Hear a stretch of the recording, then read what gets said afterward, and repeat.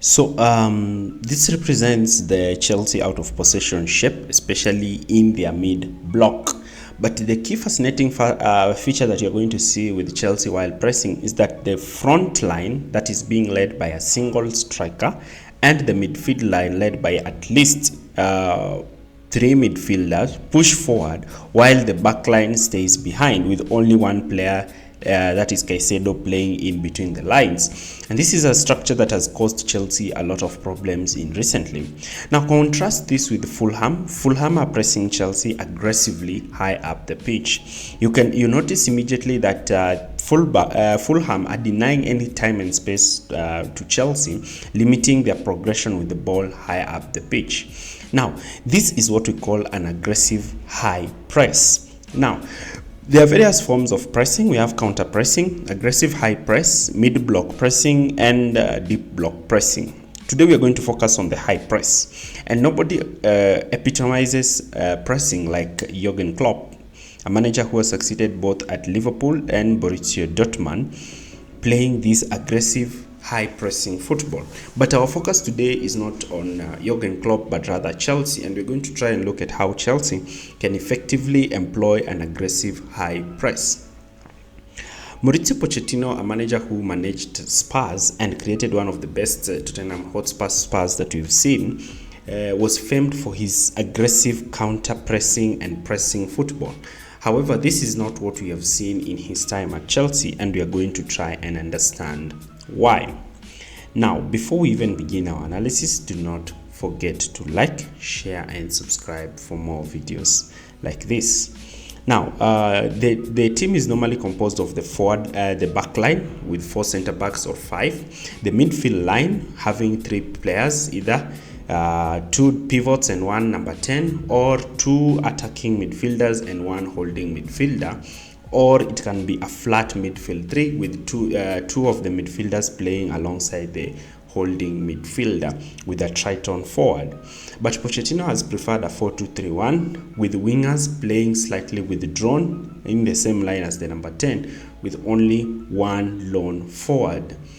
And this structure is the structure that Pochettino wants his team to press in. So we have the number 9 leading the line, and if he decides to push forward, he drags the team's first line high up the pitch, and therefore what happens is that teams now need to push forward to try and cover this space. So the function of the number 9 is quite interesting. He leads the press. He determines where the ball will be played. So first of all, he can decide to sit in and wait for the goalkeeper to immediately look for a short pass to the center backs. And once the ball is played to the center back, he can make an out to in run, covering one center back, denying the ball from being played on one, to be forced to be played on one side of the pitch. So as Johan Cruyff used to say, that if you make me defend the whole garden, I'm incapable, but if you make me defend where I'm sitting, I'm able to do so. So what we see is that the striker directs where the play should happen, and therefore when the holding midfielder is not picked, he is able to receive the ball and immediately turn and look to play the ball forward. So in majority of the teams, we see the number 10 pushing forward to pick up this pivot because he is the cog in which the team plays at.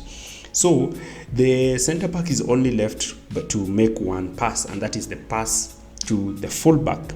Now when the pass is made to the fullback is where we see the wingers come alive, because the wingers' main task is to press the fullbacks. So the wingers immediately latch on to the fullbacks, denying them any time and space. Remember, when the ball is played in the wide areas, you are able to capitalize and win the ball effectively. Now, the wingers might start quite narrow, and sometimes some teams drop 2 midfielders during build-up, creating tactical problems for opposition, whereby one midfielder can receive the ball, especially the number 8, and look to turn and use his excellent passing accuracy to try and pick balls to players who are playing high up the pitch. And therefore, one of the 2 double pivots is supposed to immediately spring out of position and look to cover this player dropping deep and deny the opponent's time and space on the ball and force them down the wide area. So once the ball is recycled down the wide area is where an aggressive touchline press can be put.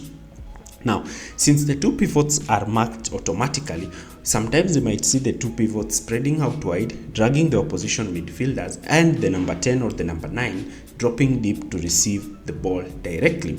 And this might draw the number 6 to pressing, having as many as 6 players pushing forward to deny the opposition time and space during build-up, and having the front 3 just remaining with the backline. So sometimes the wingers might come short to receive the ball and look to be running at the back 4. This is especially when the defense line has not pushed forward to join the press. Remember, so therefore teams that employ a high press ensure that their defense line squeezes forward so that they can at least exert maximum pressure on the opponent, denying them space and time to play the ball, and limiting the ball from being played on the other side of the pitch by creating side overloads to effectively employ an aggressive high press against the opponents. Now, this is quite an interesting phenomenon because some teams are quite mindful of this, and therefore they use their goalkeeper as an extra centre back, spreading the centre back so wide to deny the single number 9 the opportunity to press that back 3 by himself. And therefore, teams such as Manchester City and other elite teams in Europe choose to revert to a 4-4-2 to press, with the number 10 joining the number 9 in attempting to press, with one of them looking to deny space in the middle of the pack. So when the two of them decide to engage in a press, the wingers tend to sit in a position whereby they limit the pass towards the fullback in this narrow position, while one midfielder pushes forward. And this is framed with Liverpool when they press with a narrow 4-3-3 or a 4-1-4-1, with the wingers, with the midfielders deciding to go man-to-man with all the players. So the main aim of this system in this formation is to trick the players to play the ball in the middle of the park, where an aggressive counter press can be employed and the midfielders can win the ball and immediately look to play those penetrative passes to the wingers making diagonal runs. Players such as Raheem Sterling and Cole Palmer could effectively benefit from this kind of system, but it only depends on whether Pochettino deploys his midfield as a midfield 3, looking to attack those spaces. Now, some teams might just decide to bypass that first 2 lines of pressure by looking to pick up players in behind the midfield and between the backline, especially when a team decides to not push their defense line high up the pitch, and therefore maybe there is a pacey winger and their center backs are slow. So what you will see is like a team like Chelsea, you'll find the backline is deeper while the forward line has pushed to press. So what happens is that teams position 2 midfielders in this position and they effectively fake a press, whereby they push like few players, like 4 players to press. And then what happens is that their main aim is to play the ball onto the number 9, a direct ball. And once the ball is played onto the number 9, he can win the duel, and immediately the midfielders will be available to win the second duels because they are able to outnumber the defensive midfielder in midfield. And therefore, they are able to play those penetrative passes, especially when the wingers decide to cut in from either sides to try and make those runs. And that's how effectively teams are able to build against a high press. And that's why Guardiola had to focus more on how to win the second balls. So a team should also be wary of a ball-playing goalkeeper, players such as Alisson and Ederson, whereby teams should be quite aggressive in pressing them, and the defense line should move extremely high up, similar to what Liverpool and Spurs usually do. And sometimes they should not be afraid to go man-to-man, where the entire backline pushes onto their man with only one spare centre-back remaining behind. The space between the centre-back and the goalkeeper can be occupied by the goalkeeper, where the goalkeeper should be excellent in sweeping this space. So when an excellent ball-playing goalkeeper like Ederson tries to play these balls, the other goalkeeper should not be afraid to step out to cover these situations. Now,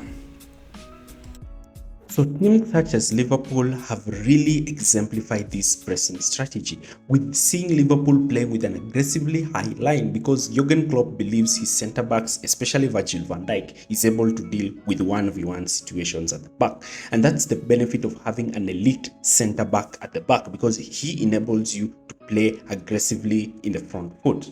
Now, Mauricio Pochettino is a manager who tries to employ this system at Chelsea, but the problem is the pressing is not well coordinated. When the forward line decides to go to press, the midfield line also follows, but the back line stays behind. Those gaping holes in midfield is what is making Chelsea susceptible to counter attacks. And also, I'm going to do an aggressive topic on the counter press situation as I try to explain the scenario in which Chelsea find themselves in the above clip.